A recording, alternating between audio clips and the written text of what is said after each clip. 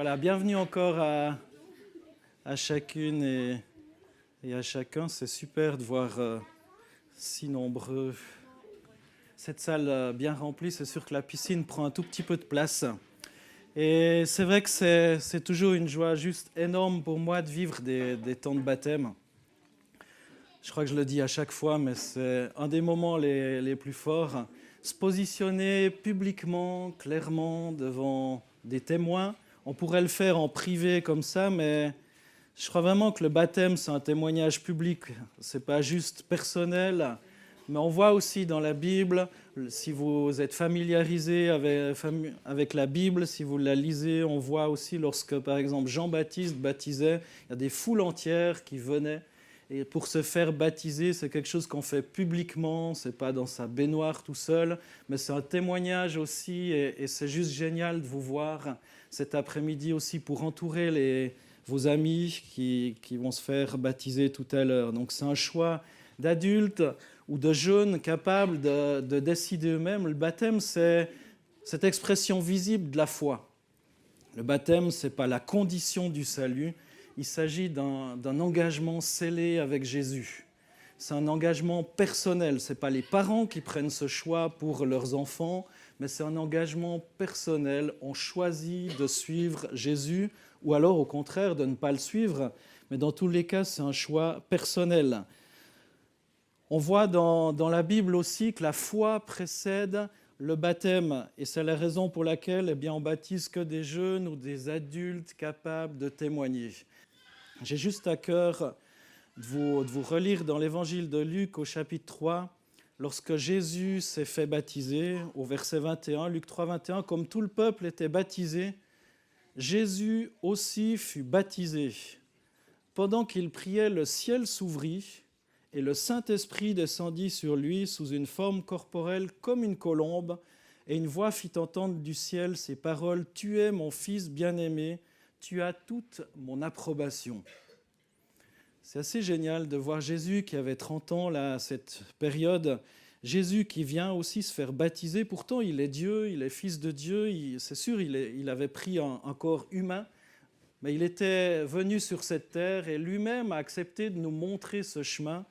On pourrait se dire quelle humilité, alors qu'il était le roi des rois. Je vais vous lire un texte dans la première lettre de Pierre, chapitre 4, versets 1 à 5. Le Christ a souffert dans son corps. Ça nous fait penser à la croix. Hein. Le Christ a souffert dans son corps. Alors vous aussi, soyez sûrs d'une chose, le chrétien qui souffre dans son corps a laissé le péché. Pour vous, cette pensée doit être une arme de combat. Pendant le temps qui vous reste à vivre sur terre, ne suivez pas les mauvais désirs humains, mais suivez la volonté de Dieu. Oui, autrefois, vous avez trop souvent voulu faire comme ceux qui ne connaissent pas Dieu. Vous vous conduisiez n'importe comment, vous étiez jaloux, ivrogne, vous mangiez trop, vous buviez trop, vous adoriez les faux dieux, ce qui est une chose horrible. Maintenant, ces gens-là sont surpris. Vous n'allez plus avec eux, vous ne participez plus à leur vie qui déborde d'actions honteuses et ils vous insultent. Mais ils rendront compte de leurs actes à Dieu qui est prêt à juger les vivants et les morts. Il est dit tout d'abord dans ce texte que Christ a souffert dans son corps à cause de la haine que l'homme a pour Dieu. Christ a accepté de souffrir dans son corps. Et c'est pour ça que des personnes aujourd'hui encore se font baptiser, parce que Christ a accepté de payer à notre place. Christ a souffert dans son corps à cause de nos péchés, c'est-à-dire à cause de tout ce qui est contraire à la volonté de Dieu. Alors souvent on a cette image dans les églises, c'est fais ceci, fais pas ça, un tas de règles. Et c'est très astreignant et très difficile et très barbant. Mais la foi en Dieu, c'est pas juste fais ceci, fais pas ça et patati et patata. La foi en Dieu, c'est bien plus que ça. C'est simplement de le connaître. Parce qu'en fait, ce qu'il nous demande, eh bien, c'est de l'aimer de tout notre cœur, de toute notre âme, de toute notre pensée, de toute notre force. Et c'est ça qui nous pousse eh bien, à apprendre à le connaître. Apprendre à le connaître, c'est en lisant ce bouquin qui est juste merveilleux, la Bible. Apprendre à le connaître et surtout découvrir qu'on a un Dieu plein d'amour. Plein d'amour. Plein d'amour pour vous, plein d'amour pour moi. Et qui n'est pas ce Dieu père fouettard, qui n'est pas ce Dieu qui nous attend au premier contour, à peine on a fait un truc de faux et voilà, il nous donne un coup de bâton. Ce n'est pas du tout cette image-là. On a un Dieu plein d'amour qu'on est appelé à connaître. Et c'est ce qu'on voit dans ce texte. Christ a souffert dans son corps à cause de nos mauvais penchants, à cause de nos péchés. Christ a accepté de se solidariser avec les hommes et de s'offrir en rançon pour eux. Et cette identification avec notre humanité, eh bien, l'a amené jusqu'à la mort sur la croix. Christ a souffert dans son corps à cause de la haine de l'homme contre l'homme. Et dans l'évangile de Jean, chapitre 15, verset 15, Jésus va dire cette chose juste incroyable à ses disciples, « Je ne vous appelle plus serviteur. » En effet, le serviteur ne sait pas ce que fait son maître, ce que son maître fait. « Je vous appelle mes amis parce que je vous ai fait connaître tout ce que j'ai entendu chez mon Père. » Donc je ne sais pas quelle image cet après-midi vous avez de Dieu, mais je crois que Dieu veut vous dire la même chose. Je ne vous appelle plus serviteur, je ne vous appelle pas esclave, mais j'aimerais vous appeler ami. Un ami, eh bien, on le connaît, un ami. Ce n'est pas un ami virtuel, ce n'est pas un ami Facebook, mais c'est un ami qu'on connaît. Quand on a un problème, on peut l'appeler, il est là. Quand tout va bien, qu'on a envie de faire la fête, eh bien, il est là. Il est là pour nous dans les bons comme dans les mauvais moments. Je vous appelle plus serviteur. En effet, le serviteur, ce n'est pas ce que fait son maître. Mais je vous appelle mes amis, parce que je vous ai fait connaître tout ce que j'ai entendu chez mon Père. Donc, il veut être votre frère, ce Jésus, il veut être votre ami.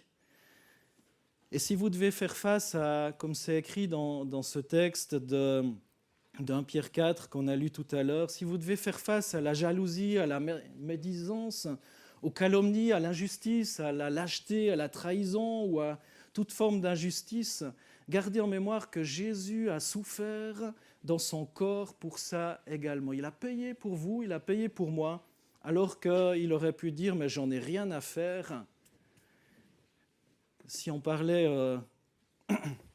peut-être à la mode moderne, il dirait « j'en ai rien à battre de ceux-là ». De toute façon, ils ne m'aiment pas, ils n'ont pas envie de moi. Gardez en mémoire que Jésus a souffert dans son corps pour vous, alors même que peut-être on n'a pas toujours envie de lui. J'aimerais juste ouvrir une parenthèse par rapport à notre souffrance. Disons d'emblée qu'on n'est pas appelé à être masochiste ou à souffrir. La souffrance ne procure pas le salut. Et la Bible dit que Christ a souffert une fois pour toutes à notre place. Et on peut lui confier nos souffrances. Et la conclusion que l'apôtre Pierre tire de ce constat qu'on a vu dans cette lettre de Pierre, en Pierre 4, 1 à 5, la conclusion que l'apôtre Pierre tire de ce constat qu'il dépeint dans son livre, c'est qu'il est nécessaire d'en finir avec le péché. Prenons pas à la légère l'exhortation de l'apôtre Pierre, ça concerne tous les chrétiens. Et cette exhortation à se débarrasser de nos péchés, elle est tellement importante. En fait, c'est une question de vie ou de mort. Comment tolérer le péché lorsqu'on connaît à quel prix on a été délivré? Comment tolérer le péché dans nos vies? Vous savez, c'est peut-être une décoration dans beaucoup d'églises. C'est comme ça parce qu'on est une église chrétienne, donc on met une croix. Mais c'est un instrument de torture où quelqu'un a accepté d'être dessus cette croix. Alors on aime bien cette croix vide parce qu'il n'est pas resté sur cette croix. Il a été mis dans le tombeau, il est ressuscité. Mais malgré tout, le Christ a souffert. Le Christ a souffert pour nous, pour vous et moi. Alors comment laisser le péché dans nos vies alors qu'on sait à quel prix on a été délivré? Un sage disait que le but de toute religion, c'est de ressembler à celui qu'on adore. Est-ce qu'on veut ressembler à ce Jésus? On se dit chrétien. Est-ce qu'on a envie d'être des petits Christ, des véritables chrétiens? Est-ce qu'on a envie de lui ressembler? Et tout ça peut paraître fou à certains. Et Paul va dire dans 2 Corinthiens 5, 17 et 18, « Dès que quelqu'un est uni au Christ, il est un être nouveau. Ce qui est ancien a disparu, ce qui est nouveau est là. Tout cela vient de Dieu qui nous a réconciliés avec lui par le Christ et qui nous a confié la tâche d'amener d'autres hommes à la réconciliation avec lui. » On n'est pas juste sauvé pour soi-même, mais on est sauvé aussi pour les autres. Dès que quelqu'un est uni au Christ, il est un être nouveau. Ce qui est ancien a disparu, ce qui est nouveau est là. Et tout ça, ça ne vient pas de moi, ça ne vient pas de vous, ça vient de Dieu, qui nous a réconciliés avec le Christ et qui nous pousse aussi à aimer les autres et à les inviter à être réconciliés aussi. Paul affirmait encore dans Romains 10, versets 9 à 10, « Si tu confesses de ta bouche le Seigneur Jésus et si tu crois dans ton cœur que Dieu l'a ressuscité d'entre les morts, tu seras sauvé. Car en croyant du cœur, on parvient à la justice et en confessant de la bouche, on parvient au salut selon ce que dit l'Écriture. » Et on va entendre tout à l'heure des témoignages de ces candidats au baptême où ils vont nous dire pourquoi ils croient en Jésus. Pourquoi ils ont envie de se faire baptiser? Qu'est-ce que ça change, somme toute, dans leur vie? Si tu confesses de ta bouche le Seigneur Jésus, si tu crois dans ton cœur que Dieu l'a ressuscité d'entre les morts, tu seras sauvé. Certains adversaires de Paul prétendaient qu'il était hors de sens, peut-être qu'ils le jugeaient trop religieux, fanatique, mais Paul leur rétorque « D'accord, mais si je fais preuve d'un zèle excessif ou si je parais hors de sens, c'est dans votre intérêt. » Jésus lui-même a été accusé d'être hors de sens, hors de propos par sa propre famille. On trouve ça dans l'évangile de Marc, chapitre 3, verset 20. Ce que les hommes ont dit de Jésus, ils l'ont également dit de Paul. Et lorsqu'on voit l'enthousiasme collectif qu'il y a pour le sport, pour le foot, pour d'autres choses, est-ce qu'on ne peut pas faire preuve d'un tout petit peu d'enthousiasme, voire même beaucoup d'enthousiasme pour notre Seigneur et Sauveur Jésus-Christ et faire vraiment preuve d'une joie juste incroyable. Juste incroyable. Peut-être même qu'on devrait faire plus la fête que dans les stades de foot ou quand Federer gagne un match. D'ailleurs, ce n'est pas vous qui recevez le chèque à la fin, de toute façon. Mais avec Jésus, c'est vous qui recevez le chèque à la fin. Parce qu'on amasse des trésors dans le royaume des cieux. Paul était taxé de fou pour son Dieu, de fanatique. En fait, il va dire que c'est tout simplement en raison de l'amour qu'il a pour Dieu, manifesté pour lui en Jésus. Et ça vient de Dieu. 2 Corinthiens 5, 17, c'est la clé. Dès que quelqu'un est uni au Christ, il est un être nouveau. Ce qui est ancien a disparu. Ce qui est nouveau est là. Et c'est seulement dans cette union à Jésus, dans cette communion, dans son sanctuaire, dans le sanctuaire de Dieu, que notre compréhension s'élargit et qu'on peut aimer Dieu comme lui nous a aimés. Alors j'aimerais conclure, le baptême peut paraître comme un acte de fanatisme aux yeux de certains, mais en fait il n'en est rien. C'est tout simplement un acte d'humilité et de témoignage. On dit il y a un jusqu'à présent et il y a un désormais. Et j'ai envie de marquer ce désormais par une pierre blanche.